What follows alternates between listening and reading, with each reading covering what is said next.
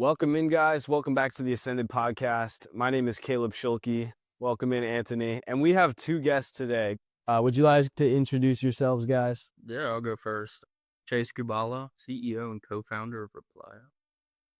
And I'm Chazz Spears, co-founder and president as well of Replio. The entire food industry, restaurants, fast food, is obsessed with optimization. As we know, that's the business model. More importantly, growth is dependent on people's appetites, not just for the food, but also for the companies and their personas. A best way to measure that in this industry, in today's space, is reviews. And most people don't realize how much these things matter. Most people think that the finish line is who's in your line or ordering food, when most of the decisions are made before they even get in their car. So today we're going to focus on a company called Replio, who we have gotten connected with. And over the course of the next 30 to 60 minutes, you guys will get to know the story of a company trying to change the game and help businesses optimize before people even know what they want to eat. So thank you guys for being here. I appreciate it. And I'd love to start off the conversation tonight by keeping it about as simple as possible. You could probably figure out if you're watching this from the name, but why don't you guys break down like what Replio does at a fundamental level? So Replio, basically we started off originally as a reputation management company. Just like many of our other competitors, we first started off with just aggregating reviews, and that was our solid foot in the door. One thing I saw in my industry I also do medical sales, and I work for a company that does respiratory health. And one thing I saw was that doctors, physicians, surgeons, they were providing great services, but then you'd go online and you'd realize that they have like a 2-star or 3-star review. But the real thing was that people aren't going online leaving good reviews. They're just leaving bad reviews whenever they're really upset. So that was one thing that I saw that Chase and I both agreed on was the big problem. Our biggest thing was, okay, how do we solve this problem? How do we get people leaving more reviews? And how do we learn from the reviews? Because half the time, operators and owners, one, they don't have the time to respond to the reviews. They don't want to respond to the reviews. And then a lot of the times when they do respond to the reviews, nothing else changes. We started Replio back in November, but I grew up in the restaurant industry. So my dad, uncle, aunt, and grandfather are all Chick-fil-A owner operators in the Houston area. So I started working there when I was 14 years old legally, and then worked there up until about now. So I'm an operating partner for 3 Chick-fil-A's currently, as well we're building Replio too. Yeah, so Chaz hit it on the head right there, but basically Replio, we're building the operating system that turns restaurant feedback into action for their team. So instead of just stopping at monitoring and responding to the reviews, Replio identifies the operational problem behind that feedback. And then we're also getting into internal data and everything right now, gives the leader something specifically to fix, and then it's measured over time whether that complaint was truly solved. So right now, our wedge is in the restaurant space because, restaurants change every single day. So it's very unpredictable and fun. And yeah, so that's a little bit about Replio right now. Great breakdown. Anthony, what do you think right away hearing this stuff? Yeah, it makes me curious right away to hear exactly like by what mechanism we go by, not just allowing people to kind of consolidate reviews to maybe know for themselves like what's going on as far as their customers' perception, but I would love to know by what mechanism you guys have implemented to allow these people to like make meaningful changes after they've kind of received that. Yeah, 100%. Anybody can make a company and grab reviews and put them all together. Like I said, we work with Yelp, Google, DoorDash, Uber Eats, TripAdvisor. Actually, one of our customers requested TripAdvisor, which actually leaves a lot of reviews in the restaurant industry, which we didn't know about. And we organize them and aggregate them onto one big dashboard. We respond to all of the reviews, and we also bring in the coaching intelligence part, which is one thing where none of our competitors do. So breaking down, going on to that coaching intelligence, what we do is that whenever somebody joins Replio, we go through and scan all of their reviews and we target all the common problems, whether that's speed of service of a drive-through, whether that's food quality, whether that's the cleanliness of the restaurant, whatever it is, we identify the biggest problems and let the operator know. And then we develop that coaching platform tells them how to solve those problems from every single standpoint. We have a coaching platform for the actual employees, the general manager, and the owners, which changes over time as more reviews come in as well. So yeah, that's how the coaching intelligence works. Yeah. So like we said earlier, is we're not a traditional reputation management company. So our focus is making sure the operation is fixed by what the guests are saying.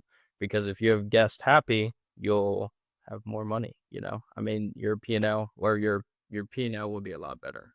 So what was the point then that you realized, because clearly customers annoyed, right, is a problem to solve. That is like a painkiller. It's not just like a vitamin. That's literally losing a company revenue. And did you guys spend some time like doing that digging on competitors? And how did you kind of realize what are the ones that have to fit this gap? Yeah.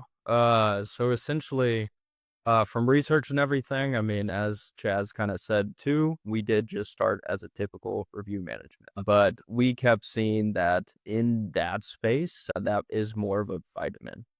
So I wanted Replio to become more sticky. So on our way through that is through evidence in, and then accountability out. So from the signal, the issue, whoever owns it, and then the action, proof, and outcome. We did find different research patterns as well. There is a Harvard study that actually shows that a zero point 0.5 star increase or decrease in reviews online is actually a 5 to 10% increase in annual revenue, which is absolutely mind blowing. What people are talking about online is a direct correlation to your reviews. When you're going to a new restaurant, the first thing you look at is online. If you haven't heard of a recommendation or anything from anybody else, first thing you're looking at is the reviews online. What are people saying? Is it worth my time to drive across town? Is it worth my time to spend my money here?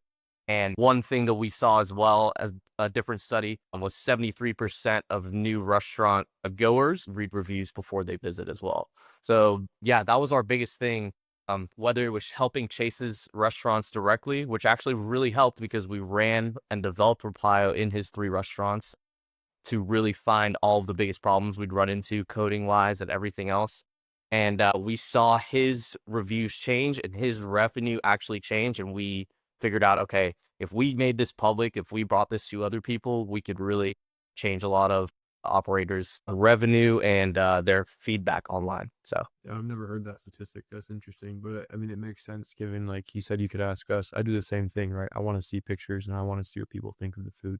So I guess the output then would be the changes, the negative reviews are left, and then that gives somebody feedback to work off of to then use the coaching platform and the aggregated results of the reviews to then make better adjustments for the restaurant. And then is the goal afterwards for like positive reviews to be left? Or is that just kind of like something we hope for after they've been tended to, like with the negative reviews? Have you guys seen in your experience that like as a direct result of your guys' implementation in a business's model, then they start seeing actually positive reviews? Or is it mainly kind of just staying negative just simply because people are more likely to leave a negative than a positive review? But personally, I have seen more positive reviews. But that could be like a good case study right there. yeah. One thing too is that, like Chase mentioned, just having the customer heard from our response. So every operator that uses Replio has their own AI program. We call him Rex, and he's your own personal assistant. Every onboarding call we do, we ask a few questions. We ask for a little bit of data on the restaurant. So over time, as it's reading reviews, it gets more personable and it truly learns your restaurant. And it's a lot different than using a ChatGPT or a Grok or a Claude, anything like that. It's based around the herd model, which is completely for hospitality. But like Chase mentioned, just the customer being heard, we really retain the customer. And nobody else is going to come back if they've never heard or had a response from the owner or restaurant if they were just left alone. But if they get a response back saying, "Hey, we understand what you're saying. We'd love for you to come back and try us again. We've talked to management. We've dealt with this issue. Please come back." That leaves a positive impact and pushes the customer to come back as well as other customers online. When they see that the operator or the owner cares, responding to even his negative reviews, they'll say, okay, even though there's a negative review here, I see that they have 4.2 stars. the owner personally responded to this review, I'll go ahead and give them a shot and go visit the restaurant. So Yeah, and then diving into Herd a little bit more. So Herd, it's HEARD. It's actually from the Ritz-Carlton method. So it's H is to hear, to understand. E is to emphasize, to feel their concern. A is apologize with I'm sorry. R is resolving the issue. And then D is simply to delight the guest. So like in those moments to make things right, but also have an opportunity to enhance their whole experience overall. So that's JavaScript, everything into every single response that we generate for our customers.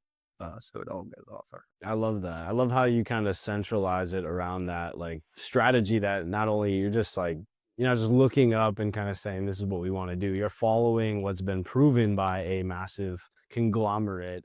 And a lot of people, like, I think if you're a new builder listening to this too, there's so many proven methods out there in almost any industry. They're taking one from, the hotel service industry and reapplying it to, another service-based industry. And you can do that as well. That's a great example of kind of cross-pollinating different ways to operate a business and kind of redefining one niche into another. Feel free to do that. And like, don't feel like you have to reinvent the wheel when it comes to this. And you guys painted out such a great example. Anthony, what do you think of like the model that they've been describing there? I found it interesting on our previous podcast. At some point in the podcast, we talked about how it's not necessarily most advantageous in a lot of positions to be the first one to develop like something, but rather if you're somebody who's used already existing technology but found ways to make it better down the line, it's often those companies that end up doing the best. So that kind of makes me think a little bit in relation to what you guys have done, where Caleb mentioned you're taking a concept or a model from what was applied to the hospitality industry, and you're doing the same thing but making it better in application to this food services industry. And so I think that's really it's it's commendable. I think that you would have the creativity to kind of see a problem and then kind of just pair something that comes from a completely different industry as a potential solution to what you've experienced with issues in your personal industry. Let's say let's always paint it like you're a desired customer. If you're somebody that this might apply to as a product, kind of break it down from two angles. If you're a product, or you're a customer trying to buy the product, what are you seeing? And then if you're the developer on your end, why did you choose to structure things that way? So kind of maybe both those point of views would be great. So the way I structured it is simply that I wanted it to be as simple as possible. But at first, of course, it doesn't come out pretty. So simply having a classic dashboard. But someone in the restaurant industry has maybe 5 to 10 minutes per day, and they mainly just need to see what they need to accomplish today. The reply is needing to be reviewed and published. The rising this window. So what's going bad, right, or what's going good is the speed of service is trending up. Today's play, so at their huddle. So Chick-fil-A specifically, and a lot of restaurant industries, they huddle up before, and then their play is to repeat back the standard at every window during the lunch peak. But we're saying out loud, so like gratituding the team on what they did, very consistent service. Different action board items. So you go right here and you actually assign somebody, and it pings their phone as a notification. And hey, Rakaya, you need to have the trainer show their team to repeat back, so it becomes a standard. What has changed over time, and then the reply score based off of just all guest satisfaction, the category health, and then 20% is if they're responding. Then review tabs is basically so this was yesterday. You go here and you see the review. We have 3 separate ones: warm and personal, professional, and then brief and direct. My favorite one is professional, because it just meets in the middle. And if you want to redefine it and everything, you can make it shorter or change it how you want or whatever. And then you just click that and it posts right away. And then actions is just the bigger breakdown of the coaching actions. So every guest issue gets assigned, fixed, and proof and verified, so it doesn't happen again, hopefully.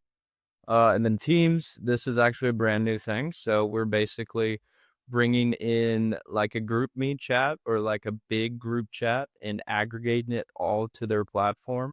And then the leader or owners can assign to the whole team or to individual teams what they need to do that shift. And so basically it's just like a group chat. But Chaz? Yeah. Yeah. Yeah. So right here, this is performance. We also work with multi-unit operators. So operators that own 3 Chick-fil-A's or multiple uh, Papa John's, for example. One of our owners, they own multiple Tex-Mex locations in Texas. With the performance tab, you can see multiple locations, and it kind of gives you a score of how you're doing. And Replio uses your analytics based on reviews, your response time, overall quantity of how you're solving your problems, and we give them a different score per location. So this chart, you can compare multiple locations to one, and then your pulse is kind of the same thing. If you want to go down to the next one, it's basically a score for every single store. More of that data as well, and then visibility is kind of just a dashboard that has everything on there. If you want to just send out a little screenshot to your team, it just has different. It just has all the data that we conduct at the very end on there.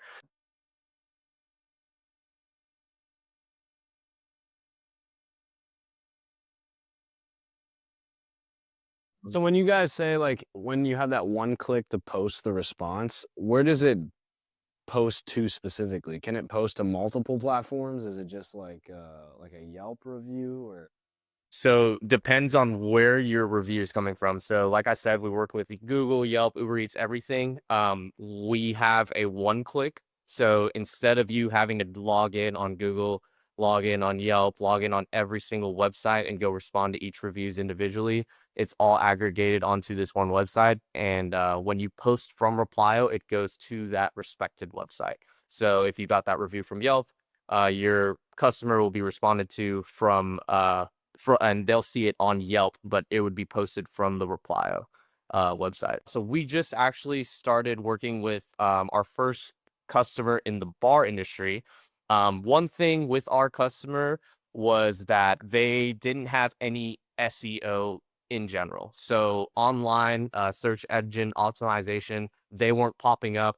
Nobody knew about the bar. It was a brand new bar. They had 2 reviews online. What we do as well as for local or small businesses, Replio has a get reviews tab now. So we make personalized QR codes for each operator, and they can leave that at the bar, at the door, anything they want, and they can customize that to their own website. So if they have a lot of reviews on Google, like 400 reviews on Google, but like 30 reviews on Yelp, and they don't have a good score on Yelp, they can toggle this tab that personalizes their own Replio link to where if they scan the QR code for this day, customers will get redirected to Yelp, or vice versa. If they want more reviews on Google, they'll turn off the Yelp tab for that day and they'll get redirected to Google. So that's one way we also work with different operators as well. So we can work with big corporations like Chick-fil-A that already have review systems or already have the surveys to leave reviews,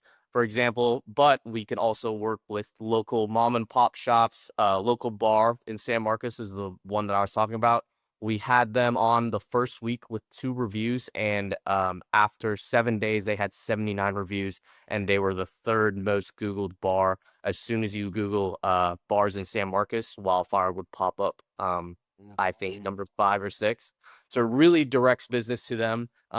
We also have we work with a local shop called Bergen Shop in Boston, Massachusetts. They also use our get reviews as well to get more reviews. So It's crazy. They actually have a ton, but kind of on like the developer side on that though.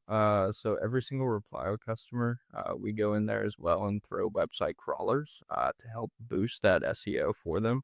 And essentially, we do think that helped with the bar that had 2 reviews, and then after like 3 weeks, I think it got up to like 78 in like 3 weeks for a bar in a college town during the summer.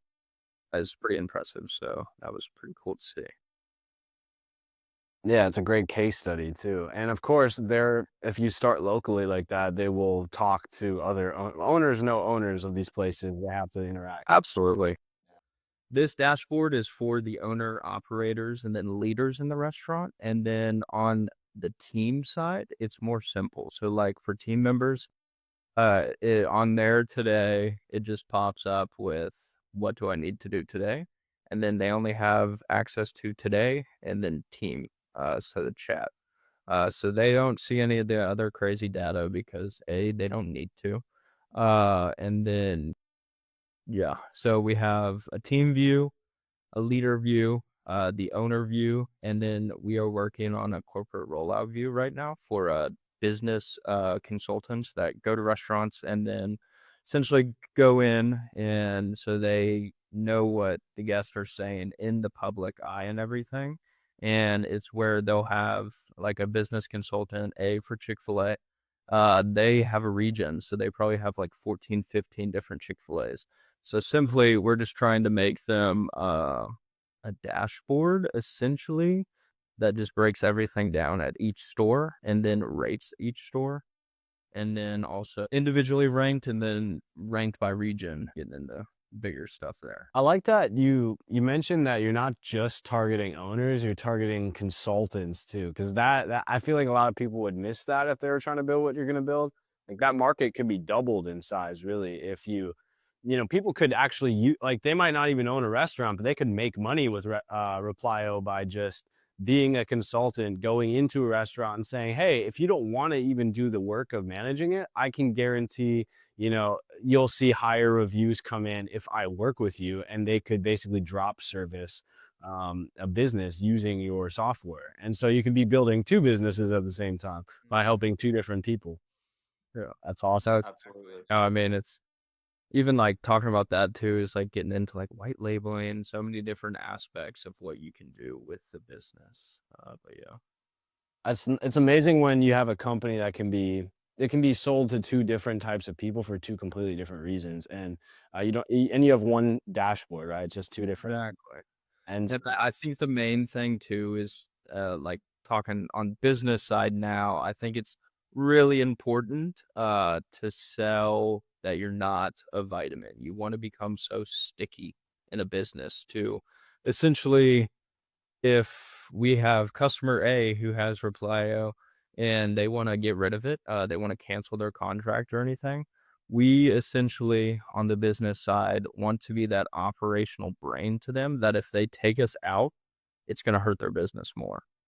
And that's how you become sticky. So that's what we're trying to do right now because at first we were just a vitamin. That's okay. It just taught us how to become more sticky. Yeah.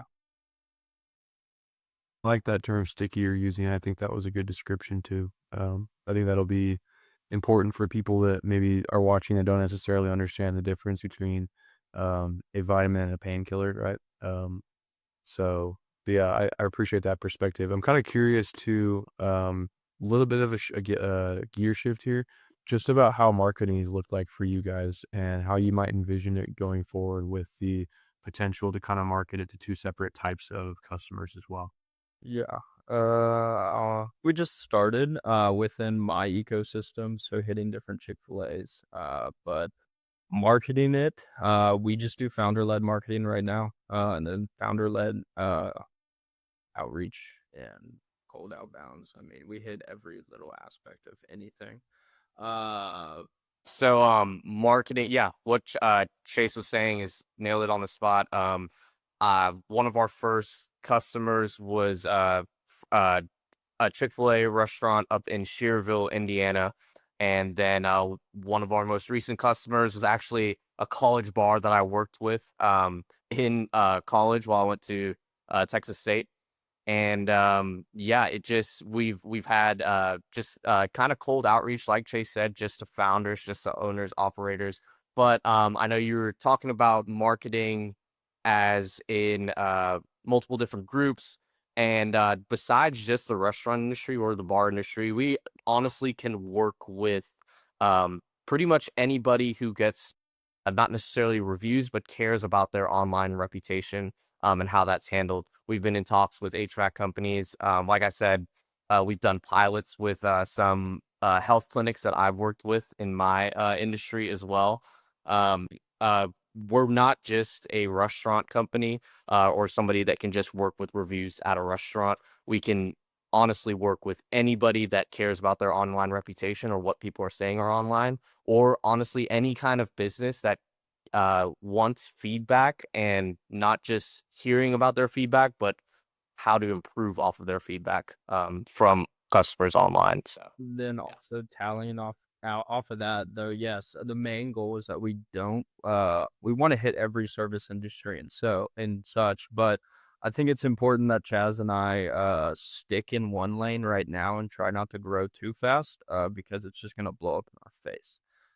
So yes, we're gonna hit different service industries, everything, but right now our in was the restaurant industry space. Yeah. Uh, Yeah. and just accumulating data and everything, our system. I'll make the point that like you are bringing up what's probably the most important.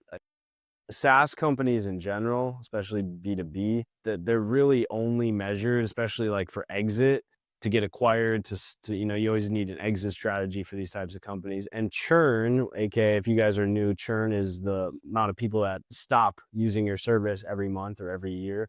That was like one of that and member count, like how many members you're acquiring every month and how many stay, are kind of the two things that really matter. It could be you could be building a dating app or a food delivery service, or you can be building Replio. Like it could be anything, and you need to care about why somebody wants to keep coming back.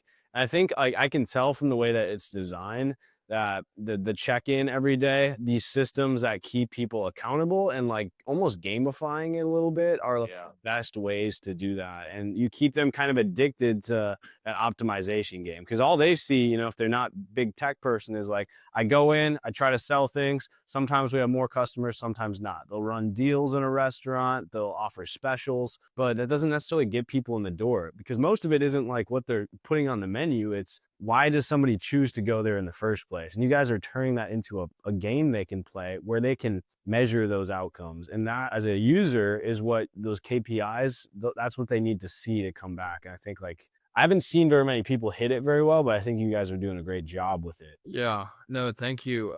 A big thing for Chaz and I, since we're small, you could say SaaS company, and I think feedback from your customers and staying close to them is just one of the biggest advantages for us right now compared to like incumbents and everything. But I think that feedback, because we like currently, even right now, we build to what our customers want. If they want this feature, we give it to them right away. And since we're small, and we can move quick, we're a lot faster than big corporations right now. So Yeah. that's an advantage. But yeah, so feedback has just been huge for us. So Yeah. And I guess you probably need it on both ends too. You need the actual business operator side, and then the measurable outcome in this case is also like your whole platform is about feedback. So like you also need feedback on the feedback. Like, are we getting more responses and reviews on these businesses? And then also, what are they saying? It's like, so like you kind of are measuring it from internal, are your actual users saying stuff? And then are the users of our users, businesses, their customers saying stuff too. And then I guess combined, you can put together the full picture. But how, like, do you have a process that puts that question up? What does your process look like to the people that are using your software? Are you offering like a sit down with them, or are you just calling them on the phone, asking how things are? Like, how are you personalizing that to really generate, especially in this building phase you're still in, a lot of that response to figure out what to do next? So, a lot of it is just simply reaching out individually. So, right now we make a group chat with their main leader, and then their owner, so the person who pays us. And we personally introduce ourselves, talk to them, do like a little discovery call for about 30 minutes. And then we email probably 2 or 3 times a week. Other than they get an email every single morning through the daily digest. But like as us, we email them probably once or twice a week, giving asking for feedback. And that's probably the main differentiation that has like helped us grow from that feedback. But then Chaz. Yeah, 100%. Those little emails that are following up, some people, they are just really happy and they use reply and they don't say anything. They just say, nope, everything's great, kind of. And then some people, they are like, no, hey, this idea would be great if you guys could implement that. And we go we go in and we just try to hear out all of our customers individually. Like I said, right now with us being so small, it's a lot different than our competitors. Instead of going through an email at help or at support.com, whatever it is, they're really talking to Chase and I, the actual founders who started this. And who knows, over time that could change, but really just getting that direct. We personally onboard all of our customers, and we keep constant communication with them via email and text message, and that really separates us from the rest as well. So Phil, you're always on the business side too.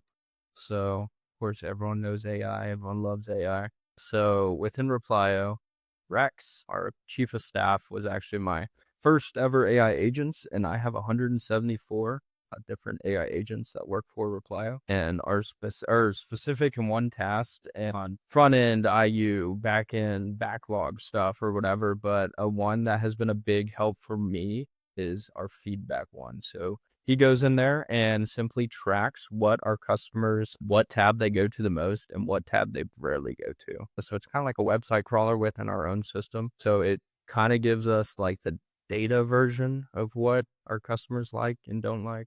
And then we can grow off of that. I can kind of tell who's the tech guy and who's the public guy. But like you have the internal side and the external side both Yeah. a plan. And that's usually what I'd like check with people. How are you measuring it? And then how are you actually like communicating for feedback? But I just made a TikTok on this yesterday. I posted it. It was literally about how to get better feedback when you're talking to like customers. And it's not asking like how are we doing, because you will get a lot of those. They don't want to like basically make it awkward, so they're not going to be like this and this. Instead, go in like, I think we probably have a big issue right now with this, what do you think? And then you're like inviting them in, and so you can kind of, if you paint it out more of like, this is what I think is the problem, do you seem to be having any issues with this? Then that'll invite the honesty, and then you kind of are like sharing with a lens on the issue, and that team tends to work better for people with that, with painting something down. Or actually the best thing is they'll say, no, I don't think it's that.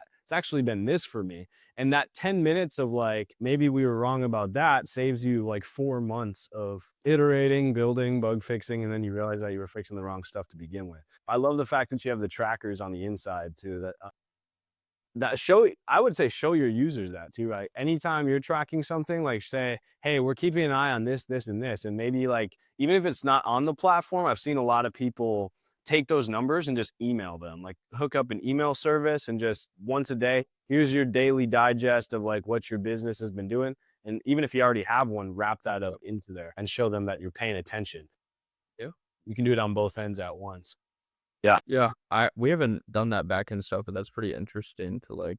They probably would like that too, but we do have a daily digest on like the review outside of everything. So it's 6:32. Every single owner, leader, and team member who gets an email of their daily digest over the past 7 days of what's operationally gone wrong or right. 6:30. Maybe I'll set it to 6:32. They probably get a lot of emails on the schedule, so like maybe 2 minutes later, they actually paid more attention. I don't know. It would be fun to see. But yeah, that little notification as well is good for them that they can simply just look at right when they're getting to work or whatever. But then we're getting into SMS for right now, and now it's taking a lot longer to get. Well, where the restaurant owner, when people call out of work or they have to take a day off, they're texting them, so they're on their phone. Like that's like this we want to be in them. yeah. And that's why we started the team chats up and everything. So essentially, like they like in restaurants right now, a lot of them use GroupMe. It's basically like a Slack. So I want them to live on Replio through Team. They can send photos in there. They can add people and then delegate tasks. Is there a push to make like a mobile app at some point, or? Yeah. So I mean, 100%. I mean, yeah, we want an app. We started web just to kind of see how far we could go, but I would say probably about a month or two, we'll get an app. Yeah, we work with those a lot on the Altura side in our community, like people pushing apps out. not just like basically making a web wrapper, but actually, going through and coding it with Xcode and then putting it into the Google Play Store and for app review cycles, all the compliance stuff that they require. That's kind of one of our like niche areas. So anybody that's building an app, we'd love to have you inside. Like your company here is a perfect example of somebody that we just like to get feedback for. And you said you guys are looking for that too. All you'd have to do on the Altura side is just put in your URL, put in what you do, what problem you solve, and then people can just start upvoting your project and leaving that response. Like that's always a channel for you guys too, if you're just looking for somewhere free to start. I always ask the guests, like, what do you think? Like Caleb mentioned, he feels like one of you's a tech guy, one of you's a sales guy, or, the outgoing kind of guy. Just being Chazz's friend, I know which one's the outgoing guy. I guess from both of your perspectives, just kind of taking it a step back from being so technical or tactical rather, what do you think the biggest challenge has been? Like, I genuinely want to know from an entrepreneurial, from a founder perspective, what it is that you feel like you've experienced that was kind of difficult to navigate, because that kind of helps the people that watch our stuff to kind of feel validated and like, maybe this isn't a spot where I should think about turning around or quitting. This seems to be something that everybody else goes through, or maybe they can kind of see some insight from what you had to say as well. So anything from like the actual development of the app down to how you've kind of had to go cold DM or call or find customers. I guess from each of your perspectives, what do you think like the biggest challenge day to day in making this work has been for each of you? So yeah, I think definitely the cold outreach, that's something we both are not used to. If you take 100 shots at a basketball goal, I don't care how good you are at basketball, one of them will go in. Kind of keeping that mindset of just 1%, just not really quantity over quality, of course, but just keeping that dedication of just like, hey, we're gonna reach out to this many people today, this many people today, this many people today, over and over and over. I think that's really been a wall for us. I think Chase would say as well, over on the technical side, we definitely run into a few problems, especially with our first customer. We ran into so many problems that we just kind of didn't really didn't really think of before we launched. And of course, that comes natural to all different founders. But yeah, going back to what you're saying on how some founders just feel like, hey, it just might be easier to just throw in the towel, just be over with. I think definitely the biggest challenge for us at first has been marketing and finding our first customers in general. But to be honest, it's just like every single thing else, even coming from a sales background, just the more you put in is the more you're going to get out. The more, as you go on, the more onboarding you do, the more reach outs you do. Whether it's just a format of an email, you're just naturally going to get better over time. It's going to become more natural, not necessarily pitching to potential customers, but having that conversation and being ready with those answers. I think that's the biggest thing that I would tell a founder starting up with this is that, hey, it's going to suck at first, but over time, you're just going to get better. And that just comes with everything in life. You're just going to get better with over time and just keep pushing and it'll all work out. Essentially, Chazz and I have been through many different ventures together. But this one has been probably the hardest, but the one that we love the most. So we went through multiple different rounds for Techstars, Future of Food. We got into the last round and everything, and then we got rejected. So that really stung for Chazz and I. And a lot of people, I think, that don't have the mindset to start something and do something different than other people and just kind of throw the towel in, like Chazz says. But from being rejected from that truly gave Chazz and I a real momentum change in how we ran the business, because it stung, but it was creating like a pivotal point for Chazz and I to redefine how we build Replio, how we market Replio, how we hold ourselves as founders and everything. But I think that was some of those moments were probably some of the hardest, but it's all about persistence, you know?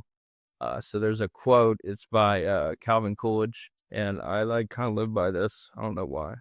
Actually, I do know why. It's my fraternity's saying, but essentially, so nothing in the world can take the place of persistence. Talent will not. Nothing is more common than unsuccessful men with talent. Genius will not. Unrewarded genius is almost a proverb, and then education will not. The world is full of educated derelicts. So, but I think those setbacks have been big for us, but great for us, you know, and to look at it in a different lens has been cool. But of course, on technical side, you run into problems every single day.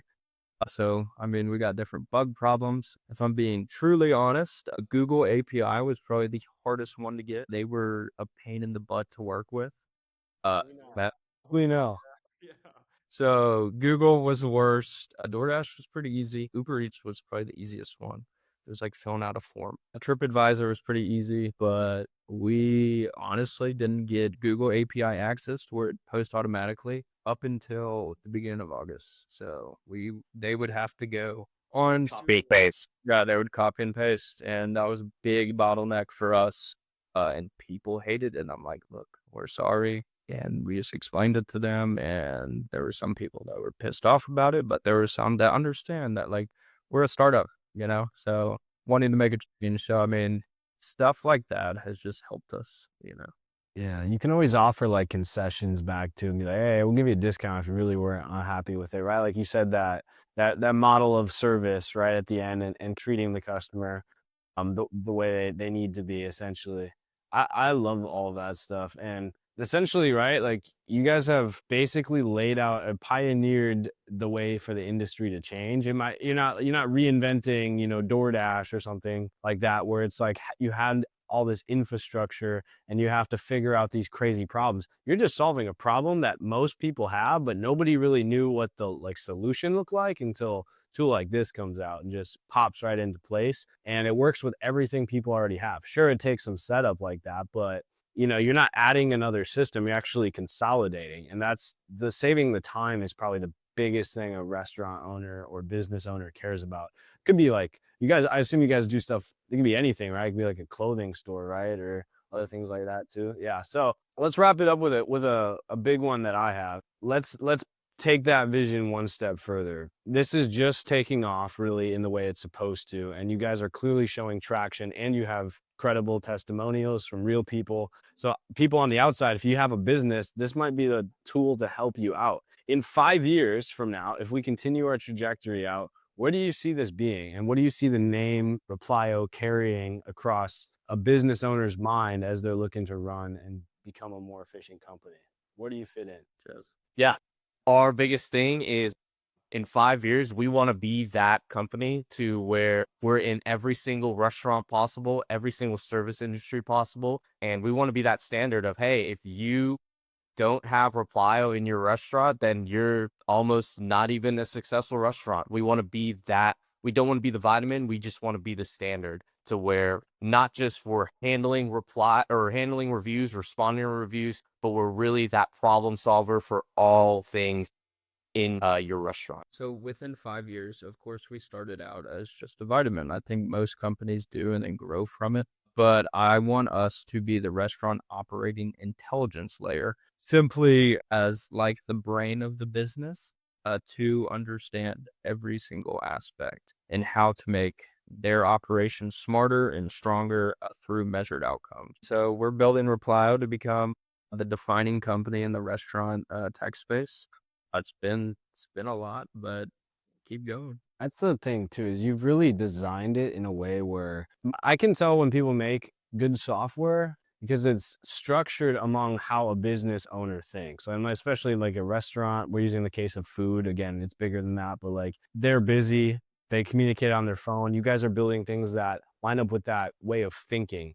Instead of just making a tool that you think is efficient, you've actually gone out, gotten feedback and like iterated on that. And I love that. Like your vision is broad enough that you have big shoes to fill, but you're not trying to take on more than you can chew in the restaurant space right now. No pun intended. Anthony, what do you have? Anything else? Nothing else. I think that was a great overview. I really appreciate understanding the perspective from like the point of where you guys decided this was something that needed to be instated. You saw a gap in the market, you saw it wasn't being filled, and then you saw a way to fill it yourselves. And it's admirable, and we love to see it. And I really appreciate, like I said, already the perspective and kind of understanding where your mind was at. And then also, thank you for spending the time to kind of break it down for us tactically as well. I think it helps our viewers that are also in kind of similar shoes, maybe a few steps behind, figuring out what that looks like for themselves and how they can kind of take these lessons and apply it as well.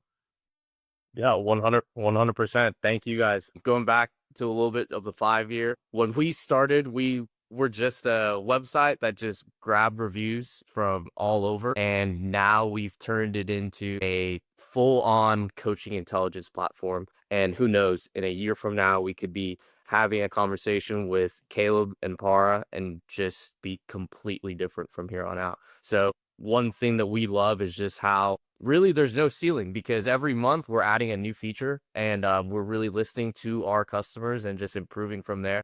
And yeah, who knows, from a year from now, it could be completely different. So, but yeah, we really appreciate the time. It's an honor to talk to you guys. Yeah, no, thank y'all. One last thing too, for like the business people out there starting to build too, I think it's important to find one simple issue and grow from just being a workflow into trying to be the infrastructure to help that business grow. But yeah, we appreciate y'all. This has been awesome. This is our first time doing something like this. So Yeah.